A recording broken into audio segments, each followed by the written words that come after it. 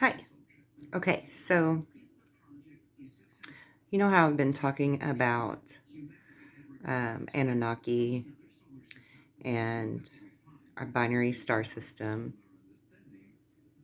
and that we're more powerful than we know, than we've been allowed to learn. Gold is a big factor in all of this, and also fits very nicely with uh, our current affairs, our history, and with Anunnaki type stuff, because they need gold for their atmosphere and so on. And we're in a binary star system, and it's a dwarf star that doesn't have its own um, light, its own energy source. So it stands to reason that any planets that revolve around it would need something to help maintain the heat of their planet, because their elliptical orbit goes out so far away from the main star. Okay, so follow along with me here. We've also been talking about um, all the magnetic anomalies around the world, and how, in tracking them and paying attention to them, you can see whether or not the pole shift is getting ready to happen. And a lot of these magnetic anomaly spots on the planet, this is what I learned being part of the Emerald Order. To be a true light worker, you learn the grid, the true grid of the planet. You learn where all of these negative and positive magnetic spots are on the planet, and what their purpose is, and how to help maintain them and keep them stable, and so on and so forth.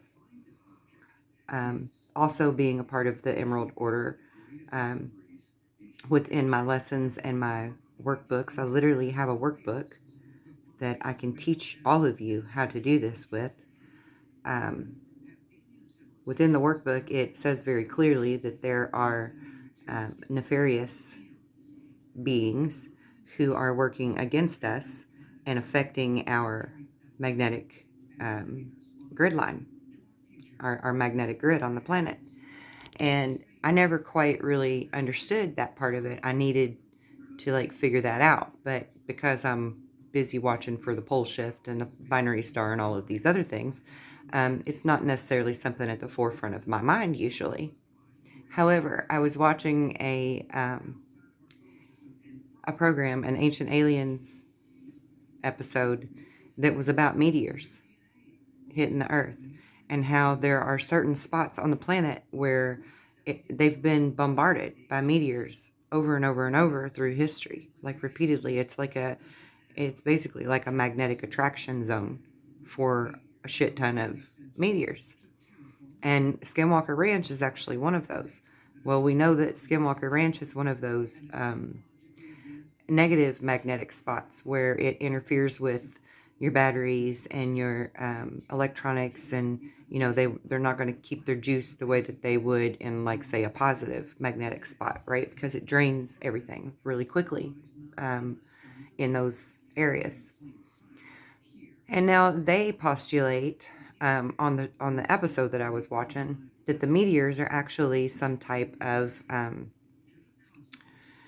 terraforming intelligence that was created by aliens, and it's a way to control our planet and what happens on our planet. And I was sitting here watching this and thinking about it, because that actually makes a lot of sense to me, that the Anunnaki, who we feel like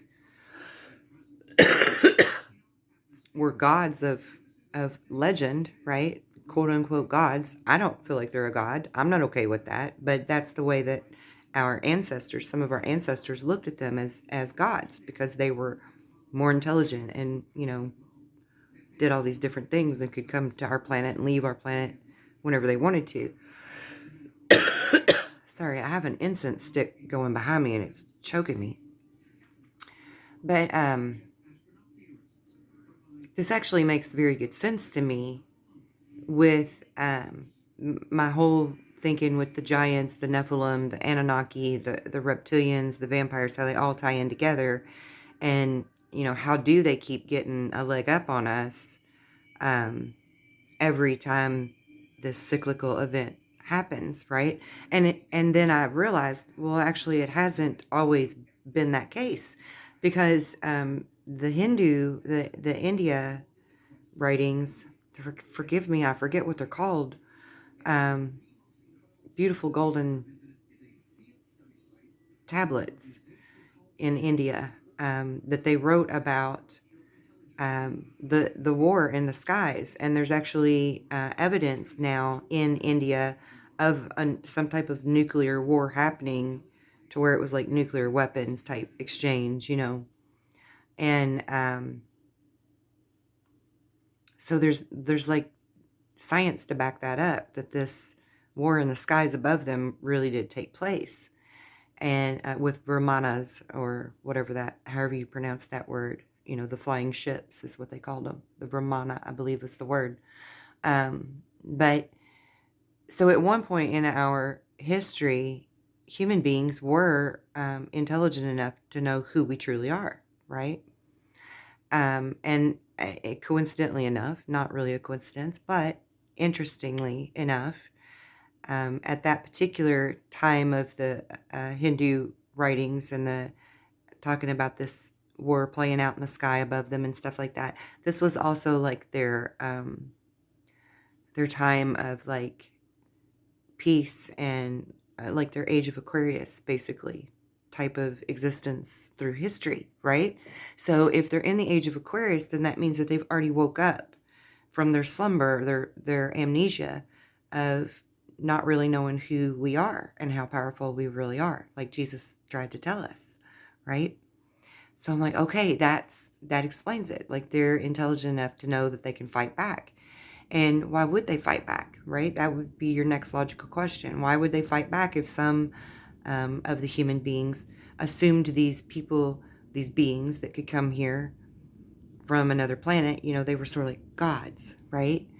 But, okay, but if you understand that they're using advanced technology, say through meteors, to terraform, to affect our planet, to affect our magnetics, which affects everything on the planet, outside the planet, the whole deal, right? I mean, the magnetics is the key component to all of it working. The core moving, the magma flow, earthquakes, volcanoes, the North Pole, right? Everything. Our magnetosphere that keeps meteors and stuff from being inbound. Keeps things from hitting us and hurting us, including solar flares and stuff. So if we are intelligent enough at that point in history to know that we can protect our shields, and we can fight back, and we can say, hell no, you're not going to come over and take over our planet again and turn us into slaves anymore, then they would fight back, right? I mean, it makes perfect sense to me that they would fight back to protect the planet, which is exactly what Ronald Reagan said to us when he spoke to the United Nations that time, and that famous speech where he said, isn't there already an alien threat among us? For all of us, as humanity, as a whole. Like, he knew, right? Because we've known since 1983, for sure. We've known since 1983 that this binary star exists, and that that it's coming. It was already inbound then, you know. But a pole shift and catastrophes are not the inevitable, is my point. It's not the inevitable. And we can fight back, regardless of how far advanced in technology they are. Because the beauty of technology is that it's simply reverse engineered things from nature. And if we know how to fight with using our thought, focusing our thought in a non-harmful, right? Non-harmful type of fighting as defense. It's more of a defense than an offense. And put our shields up and stabilize our planet and so on and so forth. Then we also will not let these people or beings, whatever, aliens, just show up on our planet and act like they're our freaking gods again and take control of us and enslave us further than we already are. And that actually fits perfectly right in with all of the stuff with Agenda 21 and Agenda 36 and Project Bluebeam and yada, yada, yada. And, knowing that the elite are nefarious and that the 1% or Illuminati, or however you want to call them, whatever they are all connected with these reptilians and vampires and energy, literally energy suckers, right? Energy is your most important, most vital commodity that you have. You are currency in all sense of the word. You are currency. That is the point I want to get across to you. You are currency and you are powerful, and you can become sovereign in your own energy, your own currency, and take back that power and stand firm as as a pole of energy, a pole of magnetic power, um, as a true lighthouse, as a true beacon, to make a whole new meaning of the term slave no more, right? Like, it's not about anger, it's not about fighting, it's not about any kind of violence. It's about preserving human life and earth and not surrendering to the knowing that we're in a binary system and there's a pole shift upon us because it's cyclical. Because if we stabilize the planet and we stabilize the shields around the planet and keep it strong for the planet while the planet really needs us to do that, and then the binary star, passes, then we're okay. We'll be okay. And at that point, if a magnetic pole shift happens, a magnetic pole shift is not near as detrimental as a crustal shift would be, which is going to cause water displacement and new earth changes and, make everybody's predictions and the Navy and FEMA's maps come into fruition, come into reality. And the thing is, if we only focus on those things, then we create that reality because we're focusing our thought in that direction rather than in the direction of a solution. And Einstein, I believe it was, said it perfectly that you cannot find a solution for a problem with the same tactics that you've always used. You have to think outside the box. You have to see from a new perspective. You have to see a new way to resolve it to where it sticks. And this way would stick if we just focus on the core and the Earth's magnetics of the planet and the shields around it. Focus on just keeping them strong until the binary star system passes. Then we don't have to have any more casualties or get set back to the dark ages again. We can still enjoy our technology and respect it accordingly because we understand that it truly is a helper to us. Because at that point, you're going to really see your power. You're going to really understand your power. And you can use your power just by sitting here like I am in my kitchen right now. It's not physical. It's not an effort. It simply takes you taking a few minutes to focus your thoughts on a stable core, a stable magnetic pole, and stable magnetosphere. That's it.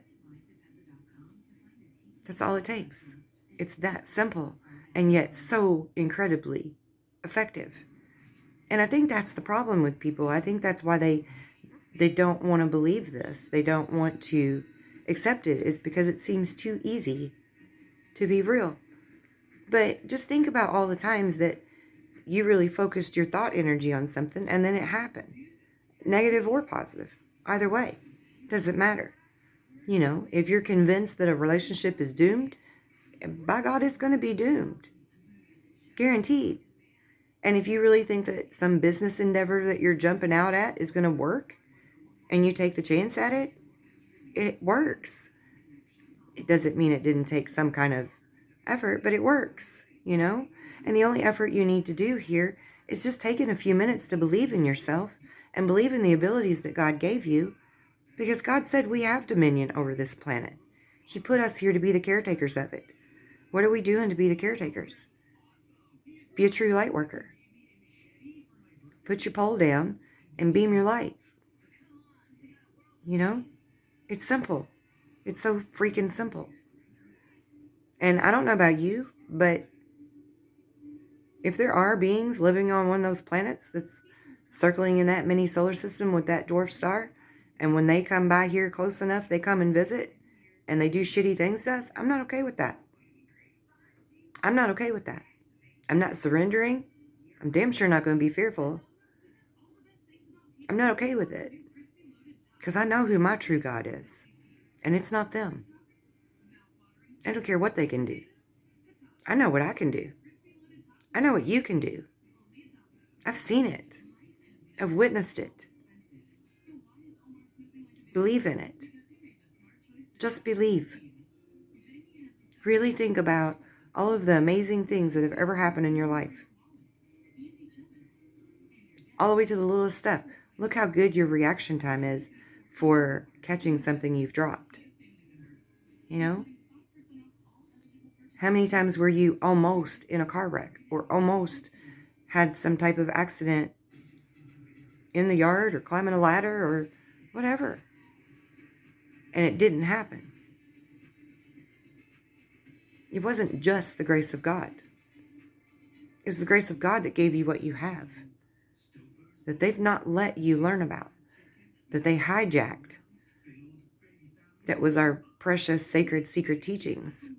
They hijacked it and stole it away and hid it in basements and burned libraries and all sorts of things to keep you from knowing. I mean, for God's sakes, the Dead Sea Scrolls were found hidden in a cave. You think that was accidental? You think somebody just lost them? No. They hid them there for a reason. Because we've always had an enemy that some people view as a devil, but there's so many more than just one.